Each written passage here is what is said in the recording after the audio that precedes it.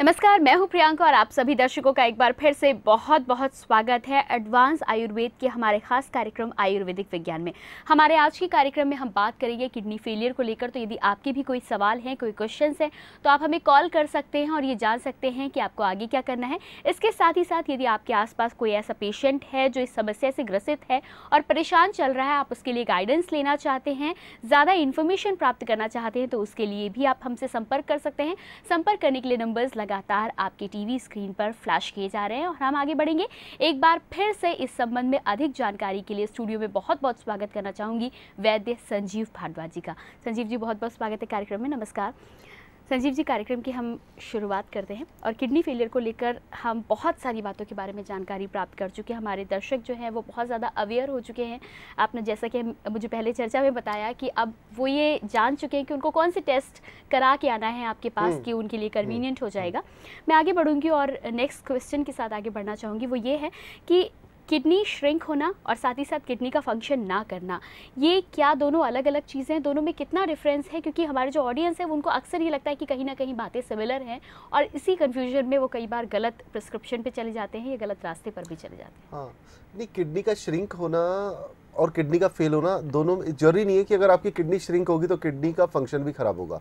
ऐसे बहुत से लोग हैं जिनकी किडनी का साइज़ नॉर्मल है लेकिन उसके बाद भी उनका GFR glomerular filtration rate disturb है और अल्टीमेटली वो आज की तारीख में मेडिकेशन के ऊपर है या डायलिसिस के ऊपर है। तो सिनेरियो देखिए, यहाँ पर आपको थोड़ा सा इसको समझना पड़ेगा। आपने कहा कि किडनी आपकी श्रिंक हो गई, तो श्रिंक हो गई तो श्रिंक होने के कारण क्या उसका ग्लोमेरुलर फिल्ट्रेशन रेट भी खराब हुआ है? अगर हुआ है तो 100% आपकी किडनी खराब हुई है, नहीं हुआ तो इसका मतलब किडनी खराब नहीं हुई। श्रिंक से साइज डजंट मैटर, इसके अंदर वहाँ पर ये नहीं है। हाँ, एक चीज़ का अंतर आता है कि अगर किडनी श्रिंक हो जाए तो उसके खराब होने के चांसेस ज़्यादा रहते हैं नॉर्मल से। सर्कुलेशन ऑफ ब्लड कम हो जाएगा ना, कोई भी पार्ट आपका तब श्रिंक होगा जब सर्कुलेशन ऑफ ब्लड उसमें कम हो जाएगा। अब क्या हुआ कि किसी भी एक पेशेंट है, उसकी किडनी हल्की सी श्रिंक हुई, उसके कारण उसका किडनी खराब हो गई और वो डायलिसिस में चला गया। या फिर एक ऐसा पेशेंट है जिसकी किडनी बिल्कुल साइज में ओके है और अल्टीमेटली वो भी डायलिसिस में चला गया। तो दोनों कंडीशंस के अंदर उसकी किडनी के अंदर कौन सा फंक्शन डिस्टर्ब हुआ, उसको कहते हैं ग्लोमेरुलर फिल्ट्रेशन रेट। जितना GFR आपका कम होता चला जाएगा उतना आपको किडनी की समस्या होगी, अल्टीमेटली आप डायलिसिस पे जाएंगे या फिर आपको मेरे पास ट्रीटमेंट कराना पड़ेगा। तो वो हमें कैसे पता चलता है? उसके लिए एक टेस्ट होता है, उसको बोलते हैं रीनल स्कैन DTPA, अभी जिसके बारे में आप अभी मुझसे पूछ रहे थे।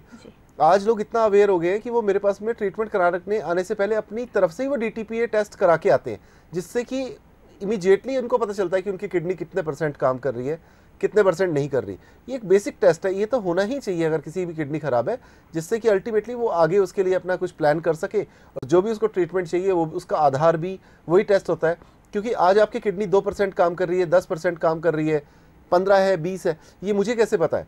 जब वो टेस्ट के अंदर आएगा तो उसके बाद में जब हम हर तीसरे महीने उस टेस्ट को कराएंगे तो मुझे पता चल पाएगा कि अल्टीमेटली उसमें कितनी इंप्रूवमेंट है, उसकी डिटोरिएशन रुकी है या वो उसकी और ज़्यादा अभी चली रही है। तो बस ये चीज़ें इसमें ध्यान देने वाली होती हैं। जी बिल्कुल, हम आगे बढ़ेंगे और उससे पहले हमारे साथ कॉलर संदीप जी रेवाड़ी से जुड़े हैं, उनसे जानते हैं क्या जानना चाहते हैं। संदीप जी।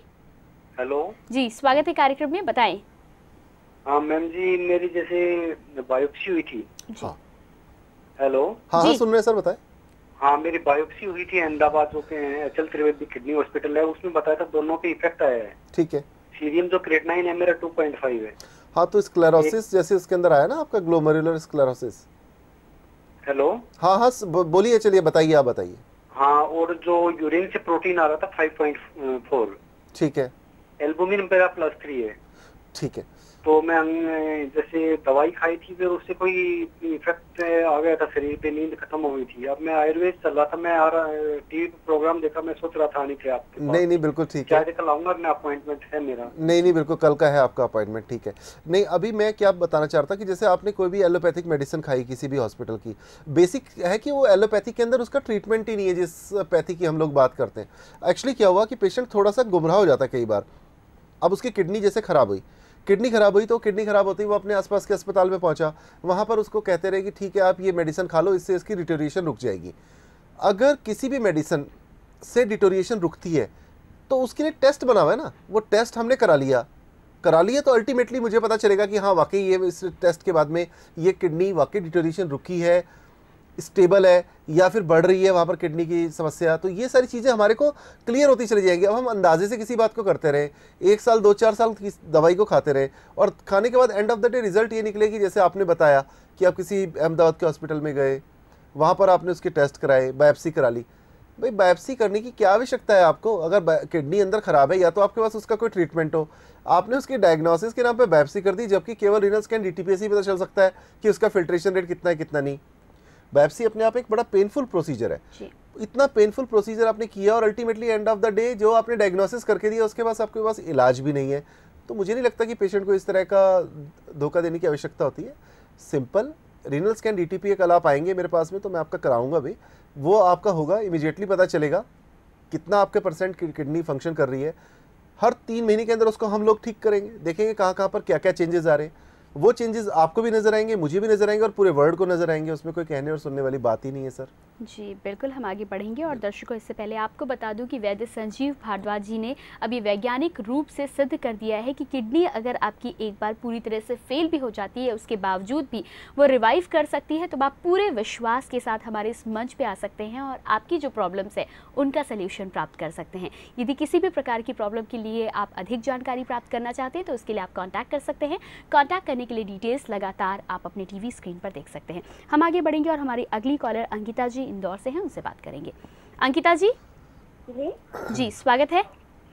हाँ जी, एक्चुअली मैम मम्मी को किडनी श्रिंक हो रही है उनकी। जी ठीक है, तो उनका जो क्रिएटिनिन काफी बड़ा हुआ है, 6.5 है। राइट। हेलो, हाँ हाँ सुन रहे मैडम, बताइए आप। 6.5 हाँ उनका क्रिएटिनिन काफी बड़ा हुआ है, 6.5 है और देखिए सिर्फ कैल्शियम 9.9 mg है, बाकी सब तो ठीक है। कैल्शियम 9.9 mg अगर बढ़ा है तो पैराथायराइड हार्मोन उनका ठीक होगा, इसलिए कैल्शियम उनका नॉर्मल आ रहा है।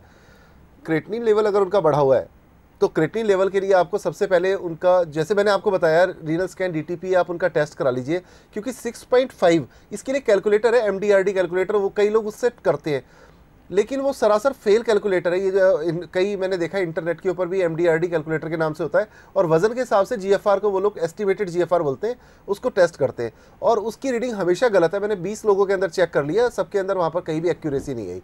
तो बेस्ट यही है कि आप एक्यूरेट इसकी रीडिंग करा लीजिए। रीनल स्कैन डीटीपी अपनी मदर का करा लें, कितने परसेंट उसके अंदर किडनी आपकी काम कर रही क्या नहीं कर रही है वो मुझे पता चलेगा। उसके बाद में हम उनका मेडिकेशन शुरू करेंगे, धीरे धीरे करके कहाँ कहाँ चेंजेस आएंगे। 6.5 में ये मैं आपको बता रहा हूँ, मेरे पास 6.5 को छोड़ो, मेरे पास ऐसे भी पेशेंट हैं जिनकी किडनी का जीएफआर 30 है और 30 ml पर, और उनका जो क्रिएटिनिन लेवल है 9 है, वो भी मेरे पास में, और ऐसे भी हैं जिनका 2 है, 30 ही जीएफआर के ऊपर 2 है। तो इसलिए 6.5 से हम ये अंदाज़ा नहीं लगा सकते कि आपकी माताजी की किडनी कितने प्रतिशत खराब हो चुकी है, CKD 5 है या नहीं है, CKD 4 है। और स्टेजेस तो हमारे सारी की सारी डिपेंड करती हैं। जिस वक्त में अगर धीरे धीरे करके अगर उसके अंदर चेंजेस आएंगे तो अल्टीमेटली वो तो फिर प्रॉब्लम का समाधान हो जाएगा, तो स्टेजेस तो ऑटोमेटिकली कम होती चली जाएंगी। तो मेरा आपको सजेशन यही है कि आप इमीडिएटली अपना देखिए, रीनल स्कैन डीटीपी जितनी जल्दी हो सके करा लें। अगर आप दूर रहें, नहीं आ पा रही हैं, तो आप उसे मेरे ईमेल आईडी के ऊपर डाल दीजिए। शायद ईमेल आईडी भी चल ही रहा है इस वक्त में स्क्रीन के ऊपर। ईमेल आईडी नहीं तो आप हमारे यहाँ फ़ोन करके पता कर लें ईमेल आईडी क्या है। ईमेल के ऊपर आप उसको अपनी रिपोर्ट्स को डाल दें और जो भी होगा मैं उसके अकॉर्डिंगली कोरियर से आपकी मेडिसिन भेजकर, ये भी एक समस्या का समाधान हो जाएगा। इतनी दूर आपको जाना आना नहीं पड़ेगा। पर बेसिक चीज़ उसके लिए रीनल स्कैन डीटीपी है, वो आप जरूर करा लीजिए, क्योंकि उसके बिना ना तो आप समझ पाएंगे कि kidney after taking that medicine ठीक हो रही है या नहीं हो रही है, ना उसके बारे में मैं कुछ आपको टिप्पणी कर पाऊंगा। जी बिल्कुल अंकिता जी, यदि आप ज़्यादा इन्फॉर्मेशन चाहती हैं तो आप अपने टेलीविज़न स्क्रीन पर फ़ोन नंबर्स, एड्रेस और ईमेल आईडी की तमाम डिटेल देख पा रही हैं, उसके माध्यम से आप कांटेक्ट कर सकती हैं। साथ ही साथ हमारे दूर दराज के जो दर्शक हैं जो दिल्ली आने में असमर्थ हैं, वो भी यदि अपनी रिपोर्ट भेजना चाहते हैं तो ईमेल के माध्यम से भेज सकते हैं और आपको संजीव जी के कंसल्टेशन के बाद दवाइयाँ कुरियर के माध्यम से भेजी जा सकती हैं। कॉन्टैक्ट करना चाहते हैं तो डिटेल्स आपकी टीवी स्क्रीन पर है। हम आगे बढ़ेंगे और यहाँ पर आपने स्टेजेस की बात करी है, तो मैं आपसे ये जानना चाहूंगी कि किस स्टेज पर आके हम डायलिसिस को बंद कर सकते हैं। राइट, वो स्टेज भी जो डिपेंड करती है, वो भी स्टेज हमारी डिपेंड करती है। ग्लोमेरुलर फिल्ट्रेशन रेट के ऊपर। नॉर्मल प्रोटोकॉल ये होता है कि 25+ GFR जाता है तो उस कंडीशन के अंदर हम लोग डायलिसिस स्टॉप करा ही देते हैं, वो प्रोटोकॉल है ही, क्योंकि 25 से ऊपर GFR जाएगा तो आदमी का क्रेटिनिन लेवल कई बार 2-3 के आसपास या 4 के आसपास घूमता है, तो उस स्टेज के अंदर उसको डायलिसिस की आवश्यकता नहीं होती। डायलिसिस की मैंने मैक्सिमम जहाँ तक देखा है आवश्यकता केवल 15 GFR से नीचे जब जाता है पेशेंट का, तो ये मेरा सेल्फ एक्सपीरियंस रहा है हज़ारों पेशेंट्स के ऊपर कि 15 से नीचे जब GFR जाएगा तभी उसको डायलिसिस की आवश्यकता पड़ेगी। पर ऐसे भी पेशेंट है जिनका 15 से नीचे GFR रहा और जो डायलिसिस नहीं करा थे, 8 या 9 क्रेटिनिन था, उनका जब मैंने किया ट्रीटमेंट तो उसके बाद में धीरे धीरे करके उनका 18 हो गया GFR इस वक्त में, मैं रिपोर्ट अभी आपको दिखाता हूँ, और उनकी डायलिसिस तब भी नहीं हो रही थी, उनकी डायलिसिस अब भी नहीं हो रही। तो डायलिसिस एक मेंटेनेंस का प्रोसीजर है। अब एक पेशेंट आया, अनकंफर्टेबल है, उसकी छाती में पानी भर गया, उसको प्लूरल एफ्यूजन हो गया, असाइटिस हो गया, उसके ब्लड के अंदर वाटर कंटेंट ज़्यादा हो गया, उसके पाँव में सूजन आ गई। अब पानी मेडिसिन से तो निकलेगा नहीं, तो मैं उसको कई कंडीशन के अंदर कहता हूँ कि जस्टिफाइड है, आपने किसी भी तरह से करके अपना वहाँ पर करा लिया, डायलिसिस करा लिया, पानी उससे निकल रहा है, आपकी बॉडी मेंटेन हो गई, अब पेशेंट मर नहीं रहा। अब 3 महीने 6 महीने जितने के अंदर हमारे को ग्लोमेरुलर फिल्ट्रेशन रेट उसका बढ़ेगा, ऑटोमेटिकली डायलिसिस उसकी धीरे धीरे करके कम हो जाएगी जैसे जैसे GFR बढ़ता रहेगा। तो ये तो चीज़ जस्टिफाइड हो गई, साइंटिफिक हो गई कि आपने रीनल स्कैन करा लिया, अगर आपके उसके अंदर इंप्रूवमेंट आ रही है तो ऑटोमेटिकली डायलिसिस तो बंद होना ही है, फिर तो वर्ल्ड में कोई नहीं कह सकता। देखिए पूरे वर्ल्ड के अंदर अपनी किडनी लेके घूमो, आप उनको बोलो कि इसको सिद्ध करो कि किडनी खराब है, तो उसके लिए कौन सा टेस्ट बना हुआ है? उसके लिए टेस्ट ही रीनल स्कैन DTP है जिसकी मैं बात कर रहा हूँ। उसी के आधार पे तो कहते हैं कि आपकी किडनी खराब होगी, नहीं हो गई। नहीं तो कई बार ऐसा देखा गया 1.5 या 2 क्रेटिनिन तो जो लोग ज़्यादा एक्सरसाइज करते हैं उनका GFR नॉर्मल होता है, तब उस कंडीशन में भी आता है। आप 5 किलोमीटर रेगुलर रन कीजिए, उसके बाद अगर आप इमिजिएट कराएंगे तो 0.2 का 0.3 का तो वैसे भी क्रेटिनिन का अंतर आ जाएगा, कई बार रेंज से ऊपर भी आ जाता है। बाद में जब किडनी उसको फिल्टर कर देती है क्रेटिनिन लेवल को, तो फिर वो नॉर्मल आ जाता है। क्रेटिनिन जो होता है ना, वो क्रिएटिन फॉस्फेटेज हमारे मसल रिलीज करते हैं, उसका वेस्ट प्रोडक्ट है, उस एनर्जी का wastage, that is called creatinine. तो उसको थोड़ा समझना पड़ेगा। अब हमने जैसे बोला, किसी भी पेशेंट ने बोला कि 6.5 क्रेटिनिन है, तो 6.5 क्रेटिनिन रहे या 10 क्रेटिनिन रहे वो मेरे लिए मैटर नहीं करता। कितना फिल्ट्रेशन रेट उसका कम है, उसको मुझे बढ़ाना है, उसके लिए वो टेस्ट है। बेसिक चीज़ क्या है, किस कारण से क्रेटिनिन बढ़ा, वो रीज़न है कि उसकी किडनी का कम काम करना। किडनी वर्क करेगी तो क्रेटिनिन तो ऑटोमेटिकली, ये तो कॉमन सेंस से ही की बात है कि वो चीज़ अगर करेगी तो अपने आप वो चीज़ बढ़ती चली जाएगी। बढ़ रही है या नहीं बढ़ रही है तो वो हमारे पास उसके टेस्ट मौजूद है। हम रीनल स्कैन DTP पहले भी कराएंगे, बाद में भी कराएंगे, जब दोनों के अंदर हमारे को लगेगा कि अंतर आ रहा है। अगर वो 25+ होगा तो ऐसा उसका डायलिसिस अपने आप बंद होगा। ऐसे तो मेरे पास में अभी इस वक्त भी यहाँ भी रिपोर्ट्स मौजूद हैं जिनके अंदर मैं स्पष्ट दिखा सकता हूँ कि किस तरीके से। अब ये जैसे आपने पूछा तो यहाँ पर अब ये पेशेंट है, इसका 8.9 क्रेटिनिन है, 8.9 GFR है। जब मैंने इसका 3 मंथ्स लगातार ट्रीटमेंट किया तो उसके बाद में ये GFR बढ़कर 23.6 हो गया। तो अब ये प्रोटोकॉल में आ गया कि इसका डायलिसिस बंद हो जाना चाहिए। अच्छा, फिर उसके 3 मंथ्स के बाद हमने जब चेक कराया तो ये 22.41 रहा, यानी कि पहले 3 महीने के अंदर इसके अंदर इंप्रूवमेंट आई, उसके बाद के 3 महीने में नहीं आई। अब हमें हर चीज़ का पता चल रहा है, अब हम अंधेरे में नहीं है। पहले क्या था, अंधेरे में रहते थे, अब 8 से 24 हुआ, वो भी नज़र आया, 24 का 24 रहा, वो भी नज़र आ रहा है कि डिटोरेशन नहीं हो रही, वहाँ पर आके किडनी स्टेबल होगी। इसके 3 महीने बाद फिर पता चलेगा कि इसकी इस 24 से और कितनी किडनी के अंदर इंप्रूवमेंट आई। तो जब जजमेंट आपके पास में है तो फिर आपको सब्र करने में कोई एतराज़ नहीं। लोग जल्दी करते हैं, मेरे पास आते हो कहते हमारे को डॉक्टर साहब ने टाइम दे दिया, वो कह रहे जी किडनी का आपका नंबर आ गया, ट्रांसप्लांट का नंबर आ गया है, फटाफट आप उसको ट्रांसप्लांट कराओ। अब भैया क्यों कराओ ट्रांसप्लांट? ट्रांसप्लांट होने के बाद फेल हो गया तब भी तो डायलिसिस कराओगे। जब तब डायलिसिस करा सकते तो अभी कराने में पता नहीं क्या एतराज़ है। नंबर आ गया, वो आ गया, डॉक्टर को तो 5 लाख रुपए मिलने हैं, वो तो इसलिए जल्दी कर रहा है। आपको तो अपना जहाँ अब मिलने हैं 1 महीने बाद जाके कहोगे तब भी नंबर आया रखा आपका, तो वो तो नंबर परमानेंट ही आया हुआ है। जब आप किडनी का इंतजाम करोगे, पैसे आपके पास में हो गए, किडनी ट्रांसप्लांट करा लो, उसमें डॉक्टर और नंबर क्या करेगा उसके अंदर। तो इस तरह की मिसगाइड जो लोग करते हैं उनकी बातों को थोड़ा देखो, अपने कॉमन सेंस से समझो। हर चीज़ अब वैद्य तो बताएगा नहीं। कोई भी अगर आदमी कह रहा है, आपके पास खुद के अंदर एक कॉमन सेंस है, आप उससे सोचो कि एक आदमी इतनी जल्दबाजी बचा रहा है, इतनी हबड़-तबड़, उसको क्या है? जो काम वो आज कर सकता है वो महीने बाद क्यों नहीं कर सकता? हम यहाँ पर किडनी को लेकर बात कर रहे हैं। किडनी फेलियर में ट्रांसप्लांट की जहाँ तक आपने बात कही है, तो क्या transplant is the only option? आपका यहाँ पर क्या कहना है? नहीं, ट्रांसप्लांट मेरे हिसाब से देखो ज़ीरो ऑप्शन है। क्यों ज़ीरो ऑप्शन है ट्रांसप्लांट? उसका रीज़न क्या है कि जैसे आपने ट्रांसप्लांट करा लिया, ट्रांसप्लांट के बाद में 2 साल, 4 साल, 5 साल आपकी किडनी चलेगी, या चलो किसी की 5 साल से ज़्यादा भी चल गई, अल्टीमेटली उस किडनी ने फेल होना ही होना है। जब वो किडनी अगर आपकी फेल हो जाती है, अगर 1% ऐसा मान के चलो कि वो किडनी दोबारा फेल हो गई, फिर अल्टीमेटली आपके पास ऑप्शन ये रहता है कि या तो आप उसको दोबारा से चेंज कराइए, अब दोबारा के लिए फिर वही प्रोसीजर, वही पैसे, वही किडनी का दोबारा से डोनर का इंतज़ाम, वो सब करना पड़ेगा। तो उसके बाद में फिर जब वो ऑर्गन अगर आपकी किसी तरह से डैमेज हो जाता है तो उसके बाद में फिर मेडिसिन भी उसके ऊपर असर नहीं करती। अगर साइंटिफिकली एक चीज़ वर्क कर रही है, देखिए शिकायत, देखिए कई क्या है कि जिन लोगों का व्यापार खराब होता है हमारी इन बातों से, उनको शिकायत तो होना लाजमी है। ये तो उससे मुझे उसका कोई लेना देना नहीं है। वैज्ञानिक रूप से जो चीज़ सिद्ध है सर, उसके अंदर देखिए किसी को भी अगर शिकायत होती है तो उससे किसी को कोई फ़र्क नहीं पड़ने वाला है। जो पेशेंट है जिसको सच में तकलीफ है उसको कोई शिकायत नहीं है। जी बिल्कुल संजीव जी, आई थिंक यहाँ पर कई बार ऐसा भी होता है कि हमारे ऑडियंस को वेट बहुत करना पड़ता है, और जब उनको वेट करना पड़ता है तब उन्हें अपने क्वेश्चन को जानने की जल्दी रहती है, शायद ये कारण हो सकता है। बिल्कुल वही एक रीज़न है और उसका जी बिल्कुल। मैं आगे बढ़ूंगी, और यहाँ पर हम लगातार बात कर रहे हैं किडनी फेलियर को लेकर, हम बात कर रहे हैं किडनी के इलाज को लेकर, हम लगातार यहाँ पर बात कर रहे हैं। किडनी रिवाइव होने की जब बात होती है और किडनी जब एक बार ठीक हो जाती है, क्या उसके बाद भी आपको ताउम्र मेडिसिन लेते रहना होता है? नहीं, मेडिसिन देखिए दी ही केवल GFR कम होने के कारण जाती है। आपका ग्लोमेरुलर फिल्ट्रेशन रेट खराब हुआ, उस फिल्ट्रेशन रेट को बढ़ाने के लिए मेडिसिन दिया जा रहा है। अगर वो आपका बढ़ जाता है, जो कि आपकी रिपोर्ट्स के अंदर आता है, अगर वो आपका बढ़ गया तो ऑब्वियस है वो आपकी स्वस्थ आदमी की तरह किडनी हो गई। जब वो स्वस्थ आदमी की तरह किडनी होगी तो फिर ऑब्वियस है कि वो तो मेडिकेशन, तो देखिए मेडिकेशन केवल उस समय के लिए जिस समय आपको तकलीफ है। जिस समय तकलीफ नहीं है तो फिर मेडिसिन लेने का कोई मतलब ही नहीं है। हर ताउम्र तो मेडिसिन आयुर्वेद में ऐसी कोई नहीं है जो पूरी उम्र उसको दिया जाए। जी बिल्कुल। हम आगे बढ़ेंगे, और यहाँ पर ट्रांसप्लांट की हम लगातार बात कर रहे हैं। आप हमारे ऑडियंस को लगातार बोलते हैं कि ट्रांसप्लांट कोई ऑप्शन नहीं है, इसके अलावा बहुत सारे ऑप्शंस मौजूद हैं, तो हम उस ओर आगे बढ़ सकते हैं। मैं आपसे यहाँ पर ये जानना चाहती हूँ कि जैसे कि आपके पास भी बहुत सारे पेशेंट आते हैं और उनका ये कहना होता है कि उनका नंबर आने वाला है ट्रांसप्लांट के लिए, उन्हें जाना है, ये डॉक्टर उन्हें अप्रोच कर रहे हैं लगातार, तो क्या अगर वो ट्रांसप्लांट के लिए जा रहे हैं तो उसे भी वो वहाँ पर रोककर आयुर्वेद की इस प्रोसेस को शुरू कर सकते हैं, और उसके बाद ऑब्वियस है देखिए वो करना ही चाहिए। देखिए मैं तो आपको सबसे पहले बताता हूँ, देखिए सबसे पहले आपके पास में दो रास्ते हैं, एक सही है, एक ज़्यादा सही है, गलत कुछ नहीं है। आपको हमेशा ज़्यादा सही को चुनना है।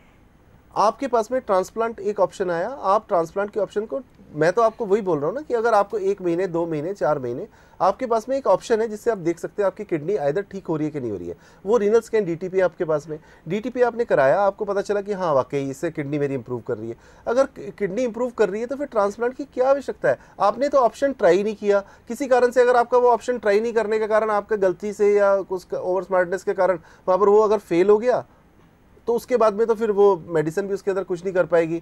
तो फिर मुझे ऐसा लगता है, देखिए मेरा तो सजेशन यही है 100% कि आपको ट्रांसप्लांट को कुछ समय के लिए डिले करके अल्टीमेटली ये सब टेस्ट कराकर फिर आपको अपना करना चाहिए, ट्रीटमेंट कराना चाहिए।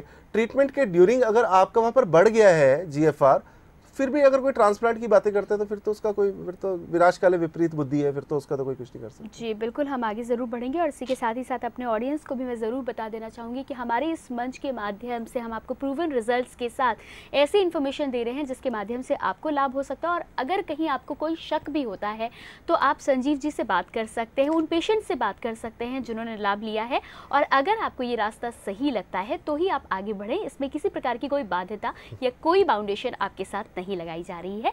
किसी भी प्रकार की समस्या के लिए, कोई प्रॉब्लम के लिए अगर आप कांटेक्ट करना चाहते हैं तो उसके लिए डिटेल्स लगातार आप अपनी टीवी स्क्रीन पर देख सकते हैं। हम आगे बढ़ेंगे, और किडनी को लेकर अगला क्वेश्चन ये होगा कि किडनी रिवाइव होने की हम बात कर रहे हैं, लगातार बात कर रहे हैं, और हम साथ ही साथ अपने दर्शकों को ये बता भी रहे हैं कि उनके लिए अच्छा मौका है, वो लाभ ले सकते हैं, और जिस परेशानी से वो इतने दिनों से पीड़ित हैं उससे वो बाहर निकल सकते हैं। कितने % चांसेस होते हैं एक बार किडनी फेलियर हो जाने के बाद उसके रिवाइव होने के? नॉर्मली मेरे पास जैसे जो पेशेंट्स आते हैं तो मैं तो ये देखता हूँ कि 60 to 70% मेरा पेशेंट इम्प्रूव करता ही करता है।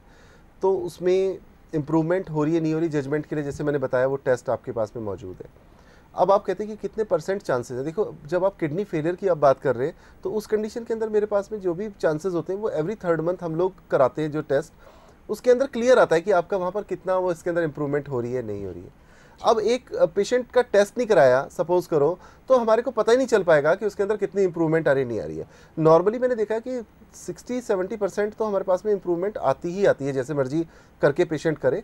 हाँ, थोड़ा लंबा समय ट्रीटमेंट, आयुर्वेद है तो थोड़ा लंबा समय ट्रीटमेंट ज़रूर चलता है, लेकिन जहाँ पर ट्रीटमेंट लंबा समय दवाई खाने के बाद भी नहीं है, वहाँ पर अगर साल 1.5 साल के अंदर आपका ट्रीटमेंट, आपकी किडनी वर्क करने लग जाती है, तो वो भी अपने आप में एक बहुत बड़ा उपहार है पेशेंट्स के लिए। तो उसमें जी बिल्कुल, मैं आगे बढ़ूंगी और किडनी फेलियर के रीजंस को लेकर ज़रूर जानना चाहूँगी, क्योंकि बहुत सारे ऐसे रीज़न हैं जो हम खुद पैदा करते हैं और हमें इस बात की नॉलेज नहीं होती है कि हम जो कर रहे हैं वो आगे हमारे लिए घातक हो सकता है। हाँ, मतलब ऐसा तो है, देखिए ब्लड प्रेशर है, कुछ लोगों को गुस्सा ज़्यादा आता है किसी भी कारण से, तो वो जिन लोगों को ज़्यादा गुस्सा आता है किसी भी कारण से, उनकी भी किडनी फेल होने के चांसेस ज़्यादा है, क्योंकि ब्लड प्रेशर इसका एक बहुत बड़ा रीज़न है। कुछ लोगों को किसी की बात सुन के गुस्सा आ जाता है, उनके भी किडनी फेल होने के चांसेस ज़्यादा है। तो ब्लड प्रेशर तो इसका मेजर कारण है। ब्लड प्रेशर हो गया, प्लस साथ में फिर कुछ वायरल इन्फेक्शंस होते हैं, कुछ दवाओं के इन्फेक्शंस दवाओं के होते हैं। आप इंटरनेट पे जो सर्च करेंगे, जो पढ़े लिखे लोग हैं, देखिए जो अनपढ़ गंवार हैं उनकी तो मैं कहता नहीं, जो पढ़े लिखे लोग हैं अगर वो जाके इंटरनेट पे सर्च करते हैं तो वहाँ पर आप देखेंगे कि उसके अंदर स्पष्ट लिखा हुआ है कि कौन कौन से केमिकल हमें किस किस तरह से नुकसान करते हैं। दूसरा, पानी आज की तारीख में इतना ज़्यादा गंदा है कि वो फिल्टर करने के बाद भी कई बार उसके अंदर मेटल्स रह जाते हैं, आर्सेनिक है या फिर कॉपर है या इस तरह के कोई भी कई ऐसे मेटल रह जाते हैं जिनकी वजह से किडनी के अंदर, अब किडनी वहाँ पर डिस्टर्ब होगी, उसको फिल्टर नहीं कर पाएगी, चौक होगी, अल्टीमेटली वहाँ सर्कुलेशन ऑफ ब्लड रुकेगा। तो जब सेल के अंदर ज़्यादा मात्रा में हैवी मेटल होगा तो वो फिल्टर नहीं कर पाएगी और अल्टीमेटली किडनी धीरे धीरे करके डैमेज होना शुरू हो जाती है। तो पानी इसका बड़ा एक मेजर रीज़न है, क्योंकि किडनी का काम ही पानी को फिल्टर करना है, तो पानी तो उसके लिए मेजर रीज़न हुआ। फिर जब किडनी डिस्टर्ब होगी तो उसके कारण 100 तरह की कॉम्प्लिकेशन आई, लाइक रेनिन हार्मोन ज़्यादा या कम प्रोड्यूस हो रहा है, बीपी उसकी वजह से अप या कम हो रहा है, ज़्यादा हो रहा है या कम हो रहा है, या फिर एरिथ्रोपोइटिन हार्मोन है जिसके कारण से ब्लड कम हो रहा है, वो बोन मैरो को स्टिमुलेट ही नहीं कर पा रहा आरबीसीज प्रोड्यूस करने के लिए। तो ये जो चीज़ें हैं इनको आपको देखना पड़ेगा। अगर आपकी किडनी किसी भी तरीके से कम काम कर रही है तो उसके अंदर मेजर रीज़न, उसके अंदर अगर आप देखेंगे तो ब्लड प्रेशर, केमिकल का सेवन और पानी गंदा, ये 3 ही रीज़न है जिनके कारण से बीपी किडनी खराब होती है। ब्लड प्रेशर का बढ़ना और मेटल का होना, अगर पानी के अंदर आर्सेनिक है या कोई भी केमिकल है, या फिर ज़्यादा अंग्रेजी दवाओं का सेवन जैसे पेन किलर। जी बिल्कुल, ये पेन किलर की यहाँ पर आपने बात करी है, तो पेन किलर के बारे में अक्सर आपने भी कहा है और लोग भी कहते हैं कि किडनी फेल होने का एक कारण हो सकता है। तो ऐसे में हमें क्या करना चाहिए? क्या हमें समस्या होती तो पेन किलर नहीं लेनी चाहिए? पेन किलर देखिए, पता है क्या कि पेन किलर का मैंने ना एक सेमिनार में पूछा, मैंने कहा जैसे आप पेन किलर आप बताते हैं, मैंने कहा पेन किलर का ओरिजिन क्या है, पेन किलर कहाँ से ली गई। जैसे पेन किलर हम किसी भी कहते हैं कि कोई हमारी दवाई है, वो कोई जड़ी बूटी है, तो जड़ी बूटी से आपने कोई चीज़ ली। अब पेन किलर आपने किस जगह से ली मुझे बताइए, अब किस पौधे से ली, किस पत्ती से ली, उसका ओरिजिन जब किसी को पता नहीं, जब तक ओरिजिन पता ना हो तब तक उस चीज़ को कैसे सेवन कर ले। मैंने पूछा एक सेमिनार में, मैंने कहा देखिए पेन किलर नर्वस सिस्टम के ऊपर वर्क करती है, सेंट्रल नर्वस सिस्टम के ऊपर। तो नर्वस सिस्टम तभी आपका ठप हो सकता है, या तो उसके अंदर नशे की कोई चीज़ है या फिर कोई और उसका रीज़न। मतलब पेन किलर का मैकेनिज्म ऑफ एक्शन क्या है, अगर वो नर्वस सिस्टम को बिना नशे के बंद कर रही है तो वो किस तरह से कर रही है। अगर उसके अंदर कोई ऐसी नशे की चीज़ है जिसकी वजह से वो पेन को बंद करती है, न्यूरॉन्स को डिस्चार्ज होने से रोकती है, तो वो उसका ओरिजिन क्या है, वो किस जगह से ली गई। अगर आप कहते हैं कि पेन किलर जड़ी बूटी से ली गई, तो देखिए जड़ी बूटी तो अफीम और भांग भी है, तो उसके अंदर भी नशा होता है। तो हमारे को अल्टीमेटली जनता जो चीज़ उस मेडिसिन को ले रही है उसको ये पता तो होना चाहिए कि इसका बेसिक क्या है। जब पूरे वर्ल्ड के अंदर कई जगह पेन किलर बंद हो गई, हिंदुस्तान में चल रहे हैं, भेड़ चाल है यहाँ की जनता को, तो ऐसा समझा जाता है कि जो मर्जी एक्सपेरिमेंट इस पर किया जा सकता है। तो मेरा मानना ये है कि आपको ओरिजिन एटलीस्ट पता होना चाहिए। अगर आपका ओरिजिन वहाँ पर आपको पता है तो फिर तो ठीक है, फिर तो समझ में आता है कि हाँ आप उस चीज़ को ले लो। अब आपको उसका बेस नहीं पता कि वो किस जगह से ली गई है, तो क्या उसका यूजलेस क्रिएचर है वो मेरे हिसाब से। जी बिल्कुल। संजीव जी, आगे बढ़ूंगी और किडनी फेलियर की जब बात करते हैं तो बहुत बार ऐसा बोला जाता है कि किडनी अब बिल्कुल ख़राब हो चुकी है, यूज़ बिल्कुल नहीं की जा सकती है, रिवाइव बिल्कुल नहीं की जा सकती है। वो कौन सी स्टेज होती है और क्या ऐसी कोई स्टेज वाकई में होती है? देखिए मेरे को ऐसा समझ नहीं आता, क्योंकि देखिए वो तो ऑब्वियस है कि मैंने पहले भी जैसे लोगों को बताया है कि देखिए किडनी का ख़राब होना स्टेयर्स की तरह होता है। जैसे आप 10वीं सीढ़ी पे चढ़ गए तो उतना उतरने में समय ज़्यादा लग सकता है, लेकिन मैंने ये भी देखा है कि आधा % मेरे पास में रिपोर्ट है, आधा % किडनी पेशेंट की काम कर रही थी, 0.5 ml GFR था उसका। आप किसी भी नेफ्रोलॉजिस्ट से कंसल्ट करेंगे, उससे पूछेगा 0.5 ml GFR का मतलब क्या होता है, और वहाँ से वो 6 ml हो गई आफ्टर 3 मंथ्स। तो मुझे पता चला कि आधा % से भी किडनी रिवाइव हो सकती है इस मेडिसिन से। तो जब वो आधा % से भी रिवाइव हो रही है तो फिर अब उसके ऊपर इफ एंड बट तो कोई रहे नहीं। हाँ, पेशेंट टू पेशेंट वेरी कर सकता है कि किसी की हो पा रही है, किसी की नहीं हो पा रही है। नहीं हो पा रही है तो वो फिर हमारे को पता चलेगा कि चांसेस कम या ज़्यादा हो सकते हैं कि बहुत ज़्यादा किडनी डैमेज होने पे शायद कुछ कम लोगों की रिवाइव हो, लेकिन वो चीज़ हमें पता चलेगी। ऐसा नहीं कि हम लोग अंधेरे में हैं या आंखें हमारी बंद है। हमने हर एवरी 3rd मंथ जो हमने टेस्ट कराना है उसमें हमें क्लियर होता चला जाएगा कि पहले हमारी किडनी कितने प्रतिशत काम कर रही थी, 3 महीने के बाद क्या उसके अंदर कोई चेंजेस आए या नहीं है। जी बिल्कुल, मैं आगे बढ़ूंगी। और एलोपैथी की अगर हम बात करें तो जिस तरह आपने दवाइयों का जिक्र किया है, और किडनी अगर एक बार फेल हो जाती है और उसके बाद अगर पेशेंट डायलिसिस पे जाता है या फिर उसको हैवी डोजेस दी जाती हैं, तो उससे कितना नुकसान हो सकता है, और क्या ये उल्टा उसको ठीक करने के बजाय और ख़राब करता जाता है? नहीं, हैवी डोजेस देखिए, हैवी अति सर्वत्र वर्जयति, अति तो किसी भी चीज़ की, चाहे किसी भी मतलब अगर वो कोई भी पैथी है, भोजन की भी अति जो होती है ना, उसमें एलोपैथी है या कोई भी मेरी पैथी है, कोई भोजन भी है, अगर भोजन भी आपने अधिक मात्रा में किया तो ultimately it cause kidney damage. अगर या कोई अलग तरह की कॉम्प्लिकेशन, आपने ज़्यादा खाना खा लिया तो उससे भी पेट दर्द होगा। तो इस तरह ज़्यादा दवाओं का सेवन तो देखिए नुकसानदेह है ही। और इस वक्त में जो दवाएं चल रही हैं वो कुछ इस तरीके का उनका सिस्टम है कि पूरी ज़िंदगी खाइए आप। तो अति जब एक केमिकल की आपकी बॉडी में हो जाएगी, हमारा जो शरीर है ना, ये बहुत बड़ा कंप्यूटर है, इसके अंदर एक एक चीज़ का आपको पता रहता है कि कौन कौन सी चीज़ कहाँ पर। हमारा ब्रेन इतना बड़ा कंप्यूटर है, वो हर चीज़ को बैलेंस रखता है। अब इस बैलेंस में क्या होगा, अब बैलेंस आपने एक एक दवा का आप नियमित सेवन करे जा रहे हैं तो वो उसका बैलेंस खराब हो जाएगा, वो खराब कर ही नहीं पाएगा, क्योंकि अल्टीमेटली कोई ना कोई सेंसर तो ऐसा चाहिए जो उसको मेंटेन करे। जैसे मैं आप एक छोटा सा क्वेश्चन आपसे मैडम आपको बताने की कोशिश करता हूँ। हमारा ब्लड प्रेशर 120/80 रहता है, बताइए कोई सेंसर तो होगा जो उसको रेगुलर इतना मेंटेन रखता है। जब वो सेंसर काम नहीं करता ब्रेन का, तभी तो वो ब्लड प्रेशर हाई या कम या ज़्यादा होता है। ऐसे ही आप शुगर का लेवल देख लीजिए, शुगर लेवल आपका हमेशा नॉर्मल रहता है, तो वो उसका कोई तो ऐसा सेंसर होगा जो पैनक्रिया को कहता होगा कि हाँ अब शुगर का लेवल ज़्यादा हो गया, अब आप इंसुलिन प्रोड्यूस कीजिए, और वो पैनक्रिया इंसुलिन प्रोड्यूस करता है, तो उसके बाद वही सेंसर उसको बताता होगा कि अब शुगर का लेवल नॉर्मल हो चुका है। क्योंकि नॉर्मल से ज़्यादा अगर इंसुलिन कर देगा तो शुगर ड्रॉप भी तो कर जाएगी, लेकिन नहीं करती। तो इसके अंदर हमारे ब्रेन का बहुत बड़ा रोल है, इसमें तो कोई संदेह है ही नहीं। ब्रेन के अंदर जो भी हमारे सेंसर्स होते हैं वो हमें समय समय पर बताते हैं कौन सी चीज़ कहाँ पर कितना क्या करना है। तो बस इसका यही एक तरीका बनता है। जी बिल्कुल, हम आगे बढ़ेंगे। और आर.एन. शर्मा जी जमशेदपुर से अगले कॉलर हमारे साथ हैं। आर.एन. शर्मा जी जी स्वागत है कार्यक्रम में। जी आर.एन. शर्मा जी, हम आपको सुन पा रहे हैं, आप बताएं क्या जानना चाहते हैं? हाँ सर टीवी की वॉल्यूम थोड़ा कम कर लीजिए। टीवी का वॉल्यूम कम। जी शर्मा जी बताएं क्या जानना चाहते हैं आप? हाँ, हमारी पत्नी को प्रॉब्लम है। हाँ। 2 साल से डायलिसिस पे हैं। 2 साल से डायलिसिस पे हैं। जी बिल्कुल, कैसे शुरुआत हुई थी शर्मा जी इनकी दिक्कत की? इनका एक्चुअली शुगर था। अच्छा। तो शुगर की दवाई लेते लेते और उसका ट्रीटमेंट करते करते अच्छा। करीब 15 साल के बाद ही ये चालू हुआ। तो उसमें क्या हो सकता है? किन की दवाई ले रहे थे शुगर की? आप आयुर्वेदिक मेडिसिन ले रहे थे शुगर की? नहीं, एलोपैथी दवाई। एलोपैथिक दवाइयाँ ले रहे थे। तो किडनी जब खराब हुई इनकी, मैडम की आपकी, तो आपको कैसे पता चला? सूजन आई पाँव में? नहीं, अचानक इनको सेंसलेस हो गई। सेंसलेस हो गई तो गैंग्रीन वगैरह तो नहीं हुआ है? नहीं, गैंग्रीन वगैरह कुछ नहीं हुआ था। अच्छा। फिर उनको हॉस्पिटल लेके गया तो सेंसलेस हो गई। अच्छा, मतलब वो कोमा की स्थिति में चली गई। ठीक। हाँ, ऐसा बोल सकते हैं। हाँ। तो ले जाने के बाद उनका चेकअप हुआ, हॉस्पिटल में भर्ती किए तो पता चला कि उनको यूरिया क्रिएटिनिन बढ़ा हुआ है। सर फिर देखिए शर्मा जी, इसके लिए तो मैंने आपको जो बताया ना, जैसे मैं अभी तक सब लोगों को बता रहा हूँ, आपके लिए भी मेरा वही इंडिकेशन है। सर आप एक काम करें, आप इनकी किडनी का इमीडिएटली टेस्ट कराएं, रीनल स्कैन DTPA। वो टेस्ट आप इनका करा लेते हैं तो उसके बाद में आप उसकी रिपोर्ट, या तो अगर दूर है तो मुझे मेल कर दीजिए, मैं कुरियर से भेजता हूँ, या फिर आप आ जाइए, अपनी मिसेस को लेके आना चाहते हैं तो आप उनको लेके आ जाइए, या अगर वो नहीं आने में असमर्थ हैं डायलिसिस के कारण, सिंपल अगर उनकी किडनी इंप्रूव करनी है तो हमें ग्लोमेरुलर फिल्ट्रेशन रेट को एनी हाउ बढ़ाना ही पड़ेगा। अगर वो बढ़ जाता है, हमारी रिपोर्ट्स के अंदर आता है वो बढ़ रहा है, तो डायलिसिस से आपका पेंडा छूट सकता है, नहीं तो बड़ा मुश्किल है। जी बिल्कुल संजीव जी, और इसी के साथ हमारे आज के कार्यक्रम को हमें यहीं समाप्त करना होगा।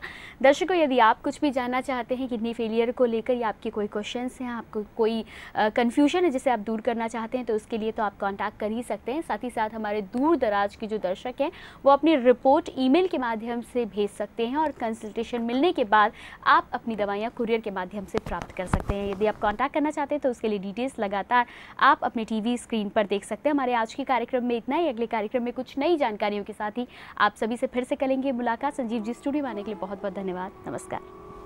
वैद्य संजीव भारद्वाज जी से मिलने या अपॉइंटमेंट लेने के लिए संपर्क कर सकते हैं।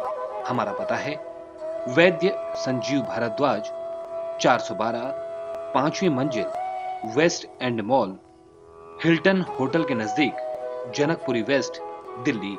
पिन कोड नंबर है 110058। हमारा फोन नंबर है 09871461610 और 01148070707। आप हमसे ईमेल के द्वारा भी संपर्क कर सकते हैं। हमारा मेल आईडी है arogya22@gmail.com। हमारी वेबसाइट है www.vaidyashree.com।